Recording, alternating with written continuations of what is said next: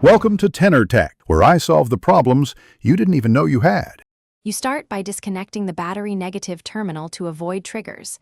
This prevents shorting the central locking. Next, remove visible screws and pry the door trim with a plastic tool. Work along the edge to release clips without breaking them. Once the panel is free, unclip any electrical connectors so you can fully lower the panel and set it aside.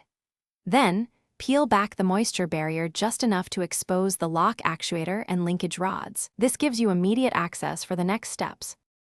Once the panel and barrier are out of the way, unplug the actuator connector.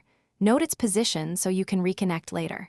Then remove the retaining screws or clips holding the actuator to the latch.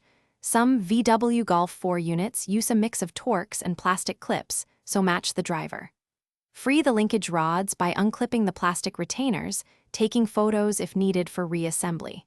Before installing, compare the new actuator to the old one to confirm the mounting points and plug type match exactly.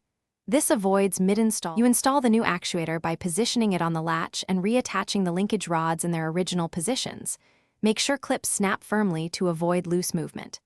Then secure screws or clips, reconnect the electrical plug, and reconnect the battery negative terminal.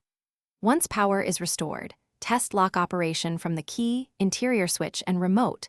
Listen for smooth motor noise and full travel.